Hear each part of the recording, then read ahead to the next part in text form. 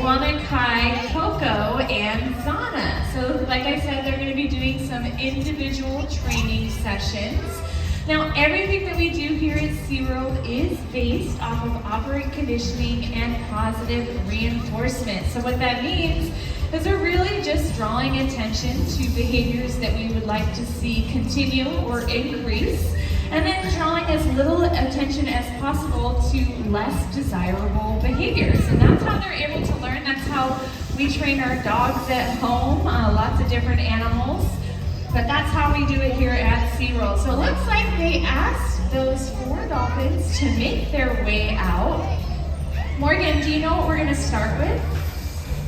No, we don't know yet. We're just hoping that we get some dolphins out here for you guys. Dolphins are very social animals, and their social life can actually change day by day. Sometimes they get along with a certain group of animals, and sometimes they don't. It's really just up to the day. That's what makes our job so exciting and fun, is that as we get to know these animals, they do have different changes throughout their day that we are here to learn and pay attention to. So it looks like we do have Coco and Captain out here hanging out. We got 2 other dolphins that were asked to join us, and they just might not be interested, which is okay. All we can do is ask the question, see if they are interested in participating, and if not, that's just fine. Now, as you guys are listening to this training session, you're watching it take place, listen for our whistle. You guys are going to notice all of us trainers have a whistle around our neck. And that whistle is actually how we communicate to the dolphins during a training session that they have done the behavior or the approximation that we are looking for. So it looks like Morgan is doing some approximations or little baby steps over here with Coco. And this behavior is called a thrasher. So Coco should be coming up high out of the water, and she's gonna have her mouth open, kind of thrashing up top, and then she will re-enter straight back down, tail first, into the water. So Coco does know a behavior, we call it a breach. It's similar, it's the same idea, coming straight up and out of the water and right back in. However, she's not gonna be doing that thrashing behavior up at the top. So these are those baby steps. We got some approximations here, So Morgan is calling her out to the glass here, giving her that baby step. And look how excited she was. She's like, this is it, I'm getting it. So that's a great step. So now what we're gonna do is Morgan's gonna try to ask her out here. She's using a training tool called a target pole. And look at that. So you guys can think of that target pole. It's like an extension of the trainer's arm. We are able to manipulate and guide the dolphins through behaviors using our hand, and as an extension of our hand, using this target pole. So Morgan's gonna do one more prox here. Maybe get up a little higher for her. Very nice, you heard that whistle. Let's hear it for Coco. Very nicely done. That was awesome. Coco's quite the athlete. She's pretty smart here. So she's really good at showing off with those aerial behaviors. Now we've got Captain over here, and Captain's learning a spin bow. So it's exactly what it sounds like. It's a jumping behavior, we call that a bow, where she's spinning. So Caleb's got the target, he's telling her, hey, come over here, and then he's gonna spin it in the air, and look at that. Now this is just, there's usually more positions to this behavior. That's just the first position. Ideally, once she's further along in this behavior, she's going to emit that first bow or jump, and then she's going to turn the other direction underwater and emit a bow spinning in the other direction. So this is just the beginning of that behavior. So she was sent again. Really nice run. Here she goes, coming right on up where that target was. And see, that's a great example, you guys. They're not going to always emit the correct behavior or the behavior that we're looking for. So she actually did something similar. We call it a belly bow. It's really just belly up, ventral side up. And we were wanting her to spin. So it looks like we're just going to give her a reminder. Carrie's asking that hula behavior right there. And then she's going to go right on into it, giving her that hand signal. And here she comes. Let's see if she gets it this time. She's got that spin? There you go. I mean, it's really impressive still, right? But it's not exactly what we're looking for. Now, Captain's pretty smart here, so I think we might just take one little step back for her. Give her another reminder of that spinning behavior. So dolphins learn behaviors just like we learn. Think about it, when you start school, you learn your ABCs, then you learn words, then you learn sentences, paragraphs, and so on. It's the same for the dolphins here. They get those same baby steps. That way, if they happen to forget that completed behavior or whatever last step they were at, we're able to take a step back. Look at that, you guys, she was spinning. That is awesome. I don't know if you guys heard it or not, but we had a high frequency tone that we can play under the water, and that communicates the same exact thing as our whistle. That's how we're able to say, yes, that's exactly what we're looking for. That whistle is actually like a scalpel. It's dissecting the behavior, and it communicates exactly what we're looking for in that point in time with the dolphins. Now, you also might notice the reinforcement that we are giving to the dolphins. You might have seen fish or ice. We can really mix it up for our animals. Yeah, exactly. Alyssa over here has some Jell-O. That's unflavored. There's no sugar or anything in it. But there's lots of different ways to reinforce the dolphins. We can give them back rubs, time in the water with trainers, toys, a lot of really fun different things.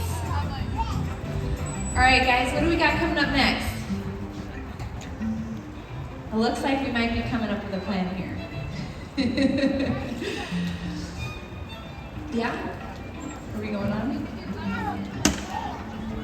Okay, cool. So we also have a few different concepts that we can work with the animals. Carrie's actually working what we call a CPC, or a center pool criteria. It's a behavior where they should emit up in the center of the pool, and we can ask them various behaviors. Now, ideally, they should stay in the center of the pool emitting behavior until we have asked them to come back into stage. So sometimes they get really excited, they do one behavior, and they're like, I did it right, and they come right on back into stage. So we would want them to wait, you know, like I was saying before, Captain's a really smart dolphin. She loves to learn. So Carrie's kind of challenging her a little bit here. She's sending her out to the center of the pool, and then she's asking her on more challenging behavior. So it looked like she actually just asked her for an aerial on a bow from the center of the pool. She did decide to do a fluke wave, which was pretty cute, but it wasn't quite what we were looking for. So very cute, look at Coco. So we did use the tone there. Could you guys hear it? Did everyone hear the tone? Yeah, it's like a higher frequency sound. So Carrie's gonna actually use an ice cube to sort of prompt Captain where to go. She sent her on that bow or that aerial. She threw the cube. That's where you want Captain to come up. And look at that, you guys. That was really impressive. There's not many of our dolphins who would be able to do something like that. Captain is really good at it, really smart. What do we got going over here? We're gonna work on another behavior. This is called the porp. Now this is actually a behavior that you would see animals doing out in the wild. You'd see dolphins doing this. So it's just a short little jump where their tail stays in the water. But the criteria that we're looking for with this behavior, it's not just how she's jumping, but it's also where she's jumping. In this situation, we want 4 positions out at the glass. So that's why we have Caleb over there. He's got that target pole that I was mentioning earlier. And that target pole, he's just tapping it on the surface, giving Coco a gentle reminder, hey, this is where we emit that first porp. So Alyssa gave the hand signal. Caleb's gently tapping there. And look at that, you guys. So she actually got a bridge. Caleb sounded his whistle to tell Coco, yes, that's exactly what we were looking for. It looks like we're going to try that with Captain now. So same thing, she should emit right over here at the very beginning of the glass. So she was actually a little delayed, a little bit past where Caleb tapped. And you're going to watch Carrie, she's actually going to do nothing. She's going to let Captain end that behavior all on her own. And then watch this, you guys. When Captain returns, Carrie's going to stay very neutral, and she's going to give Captain what we call an LRS, or least reinforcing scenario. So really, she's not going to change her behavior. She's going to be as neutral response as possible. And then she's gonna move on. So this is really just to help the dolphins understand that failure maybe not doing exactly what we're looking for is totally okay in the learning process. That's how we all learn, right, from our mistakes. So she's letting Captain know that is a-okay. We're gonna try again, or we can just move on. What are you gonna do with her, Carrie? Are you gonna try one more time? Great, we're gonna try one more time. So let's see if Captain's gonna pay attention to that very first target tap. She got her hand signal. We're gonna tap just a little bit earlier for her to help her out. Yeah, so it's not right on it, but it was close enough. So we'll see what she does here. Ideally we want, yeah, she did 4 positions at the glass. They weren't exactly where they normally are, but that was really good. She was able to make do and do all 4 positions.